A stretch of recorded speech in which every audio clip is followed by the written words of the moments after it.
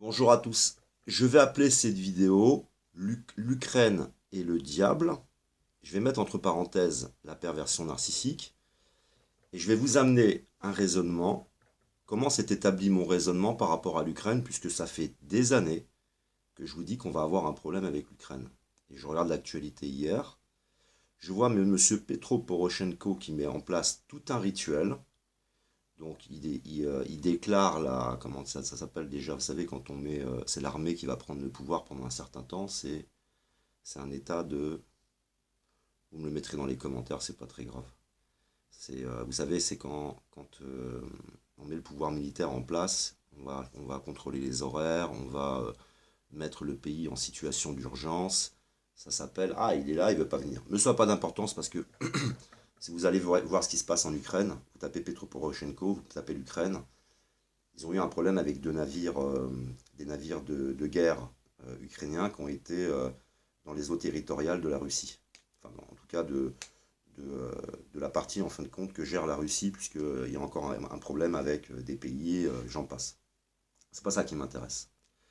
Ce qui m'intéresse, mes amis, c'est qu'il y a quelques années de ça, quand j'ai vu ce qui se passait, je n'y connaissais rien en politique, hein. Moi, ce qui m'intéresse, c'est la perversion narcissique. Je suis né dans le ventre du dragon, j'ai été éduqué dans un troupeau de dragons, je les ai étudiés toute ma vie, j'ai 47 ans aujourd'hui, et vous connaissez l'expression, on reconnaît un arbre à ses fruits. Ce que je n'aime pas trop, parce que parfois on va te dire, ouais, t'es un raté parce que ton père est alcoolique, ça veut rien dire. Mais là, on parle vraiment du logiciel pervers, qu'est-ce que va mettre en place un logiciel pervers.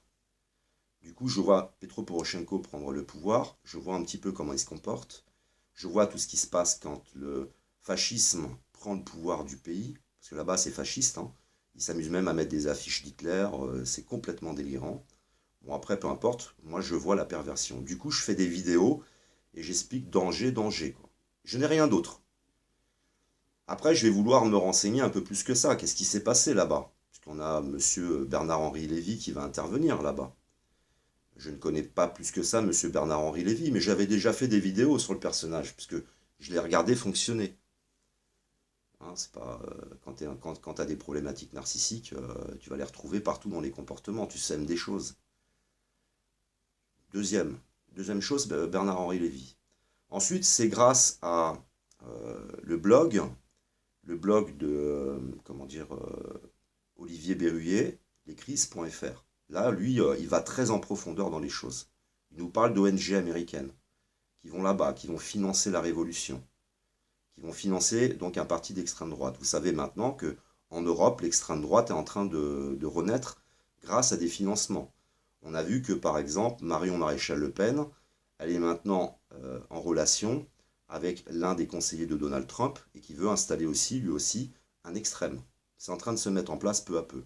Le but étant de mettre le chaos en Europe et de n'avoir comme, en fin de compte, comme structure viable les États-Unis. Ça veut dire qu'on va rentrer complètement sous la tutelle des États-Unis, qui ira jusqu'à nous protéger aussi, hein, nous envoyer des militaires en France si ça dégénère.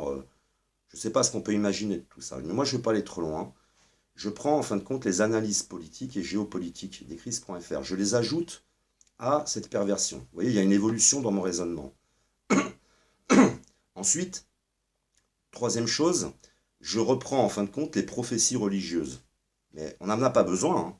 On n'en a pas besoin. Scientifiquement parlant, on a tout ce qu'il faut pour voir naître un conflit et une troisième guerre mondiale avec la Russie. Je prends les textes religieux et on retrouve ces histoires de loups, ces histoires d'ours, etc., qui sont en rapport avec la Russie. Je ne saurais développer plus que ça. Moi, j'ai juste lu. Ça m'a dégagé un sentiment de quelque chose que je vois scientifiquement se mettre en place. Déjà. Troisième chose, je vais m'intéresser longuement à Michel Notre-Dame de Nostradamus. Il dit la même chose, il dit attention, ça va démarrer, il va y avoir un troisième conflit mondial avec l'Ukraine. Troisième, c'est encore un élément supplémentaire. Donc c'est un petit peu comme ça que moi j'amène mon analyse. Si tu es scientiste, quand je dis scientiste, je ne veux séparer personne, c'est-à-dire que tu n'es pas croyant, bah, tu as des éléments déjà de réponse. Deuxièmement, si après tu es croyant, tu as encore des éléments de réponse. Et après, si tu t'intéresses à des dons que certaines personnes peuvent avoir, ça fait trois choses. Trois choses qui sont très nettement, mais c'est très explicite hein, de la part de ceux qui nous parlent de l'Ukraine. Ensuite, je vais prendre différentes personnes qui traduisent les textes de Nostradamus, parce que ça part dans tous les sens. Hein. T'en as qui rapportent des événements qui ont peut-être rien à voir, etc. Et ça, je suis d'accord. Et du coup, je vais prendre des personnes qui ne se connaissent pas, qui n'utilisent absolument pas les mêmes modèles de déchiffrage de ces textes, et les deux reviennent à l'Ukraine, Troisième Guerre mondiale. Voilà, c'est un message que je passe, parce que je ne peux rien faire d'autre que passer ce message de cette façon, d'expliquer comment j'ai établi mon raisonnement, sachant que bien sûr, c'est les États-Unis qui poussent derrière, ce sont des ONG qui sont sur place, et c'est toute une élite complètement pervertie en arrière-plan, parce que pour moi, les initiés ne sont absolument pas tous mauvais, on veut mettre tout le monde dans le même sac, c'est pas les gentils et les méchants d'un côté, c'est pas binaire, et il y a ces différentes organisations qui parfois convergent dans une même direction en ayant en fin de compte tous des intérêts différents. Je l'avais expliqué par exemple, tu as un supermarché, du bricolage. T'en as un, il veut voler les documents, t'en as un, il veut voler le pognon qui est dans la caisse, t'en as un qui veut voler le matériel, t'en as un qui veut foutre le feu au magasin, et puis ensemble ils convergent, et puis t'en as qui convergent en pensant faire quelque chose de bien. Oui, parce que c'est le mal, ou je ne sais pas quoi, vous voyez, c'est une convergence d'intérêts qui nous emmène à des tensions. Maintenant, on va aller encore plus loin. On sait que les croyants savent, je suis croyant aussi, hein, mais on n'a pas la même lecture des choses. C'est-à-dire que je ne suis pas dans une croyance délirante, je suis dans une croyance qui est construite à partir de tout un raisonnement et à partir de toutes sortes de choses qui sont pour moi ma réalité, mais qui ne sont pas les textes qui t'emmènent dans la dualité entre le bien et le mal, la culpabilité, le surnaturel. Je ne suis pas dans ces trucs-là, moi, quand je parle de croyance. Hein. Et je suis vraiment un croyant. Mais après, on a la Russie. Il y a tout un message qui est véhiculé autour de la Russie qui nous explique que la Russie, c'est elle maintenant qui est porteuse, en fin de compte, des valeurs chrétiennes, en quelque sorte. C'est elle qui a le pouvoir. C'est elle qui a l'armée. C'est elle qui a même le pouvoir politique et spirituel, en quelque sorte. Donc ça veut dire qu'il doit, à un moment donné, y avoir un rôle de la Russie dans la suite des événements au niveau des prophéties. Et dernière chose, je vous ai expliqué, moi je m'intéresse aux symboles et à tous les messages qui sont passés. Vous avez dans les armoiries de la Russie l'union, je vais vous mettre le lien avec Wikipédia, c'est l'union en fait entre Orient et Occident. On doit aller vers une unification complète à la fin de la traversée du désert et des 40 ans. C'est une unification planétaire, mais ce n'est pas l'unification de l'ordre des pouvoirs en place actuellement. Hein. C'est pas Macron, c'est pas du Donald Trump, c'est pas tout ça. Hein. Eux, ils veulent autre chose. C'est un pouvoir matérialiste, économique, politique. Le nouvel ordre qui doit arriver, c'est un ordre spirituel, parce que la guerre, elle est spirituelle. Vous avez donc dans les armoiries de la Russie, en plus de ça, mais ce ne sont que des choses qui viennent s'ajouter. Pour dire, je ne suis pas quelqu'un de parano, qui voit des choses machin. Moi, je suis quelqu'un de très raisonné et aussi de terre à terre. J'ai les deux connexions. Hein. J'en ai une en bas et j'en ai une en haut. Hein. Je suis relativement terre à terre, je pense. Il y a donc la réunification entre Orient et Occident, ce qu'essaye de faire par exemple la franc-maçonnerie. C'est pour ça qu'il y a d'un côté Macron, parce que Macron c'est bipolaire lui. Il dit une chose, il fait le contraire. Il nous organise tout un rituel devant l'Arc du Triomphe. L'Arc du Triomphe c'est le 101, c'est le passage d'un monde à l'autre, de l'ombre à la lumière.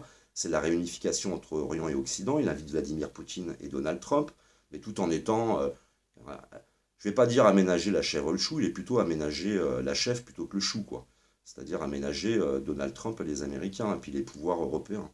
Mais par exemple, pour revenir à cet Orient et Occident, l'avenue des Champs-Élysées, j'en ai déjà parlé, de l'Arc du Triomphe, tu prends l'Arc du Triomphe jusqu'à l'Arche de la Défense, tu tires deux parallèles au-delà des trottoirs, et ensuite tu continues en Google Earth ou Google Maps, s'il y a l'onglet règles. Tu tires de règles, et ça arrive à Médine, sur le tombeau du prophète Mohammed. C'est-à-dire qu'ils vont utiliser les énergies telluriques et cosmiques et pour essayer d'accompagner tout un mouvement de métamorphose vers lequel on doit aller. Il n'y a rien de sataniste dans tout ça. Et après, là-dedans, ça délire complètement. C'est eux qui délirent. Hein. C'est des gens qui vont pas bien, qui pensent nous emmener dans un nouveau monde de technologie, de start-up, de je sais pas trop quoi. Non, ça va rien avoir à voir avec ça. On a deuxièmement une montée de la conscience qui est en train de se mettre en place, déjà d'une part par Internet, qui, elle, te permet de t'enrichir d'un point de vue de ta culture générale, de ta compréhension, et tu as en plus des phénomènes qui agissent physiologiquement, au niveau cérébral. On va monter d'un tout petit peu d'un palier de conscience. Déjà ça va complètement balayer le modèle. En plus de ça, on a des tensions. Tout ça qui vient s'ajouter, c'est pas... on va rentrer donc dans la période d'apocalypse, de dévoilement, de révélation. La période de fin des temps. Fin des temps, ce sont la fin de tous les petits cycles et du grand cycle, pour entrer dans une nouvelle période où on va tout recommencer depuis zéro. C'est la nouvelle période, c'est fini. L'ancienne est terminée. On arrive dans la période de jugement dernier. Le jugement dernier peut être individuel ou il peut être collectif. Ça veut dire qu'on va, de par cette élévation de la conscience, bien se comprendre là. Et comprendre si ce qu'on fait c'est bien ou si c'est mal. Parce que quand on va réaliser que par exemple, on n'a fait que détruire la planète en pensant participer à un modèle, vous savez, les années dorées qu'on a vécues, les gens ne pensaient pas à tout ça. Ils pensaient faire bien. Et là, ils vont réaliser. C'est ça le jugement dernier. Je vais réaliser ce que je suis, mes comportements, ce à quoi j'ai participé. C'est un grand jugement dernier. Tout ça, ça va être bouleversant donc. Donc on a la Russie. Dans ces armoiries, vous avez donc Saint-Georges qui vient tuer le dragon. Vous tapez Saint-Georges, vous faites des recherches sur Internet et vous trouverez qu'en fait, il y a Saint-Georges, il y a le dragon, il va venir planter le dragon, et de l'autre côté, tu as une rousse. La rousse qui est la représentation de la Vierge Marie et qui est la représentation aussi du processus d'individuation, du feu qu'on met en toi quand tu vas venir vivre ta métamorphose, qui est la représentation du processus d'individuation, qui est la représentation de la conscience, voilà, d'un grand moment de délivrance. Voilà, il y a un ensemble de choses qui sont là. Soyez vigilants avec tout ce qui se passe, parce que vous verrez qu'en fait, Petro Poroshenko, les pervers, je vous ai toujours dit, ils font toutes sortes de mises en scène. Ils sont dans le triangle dramatique de Cartman.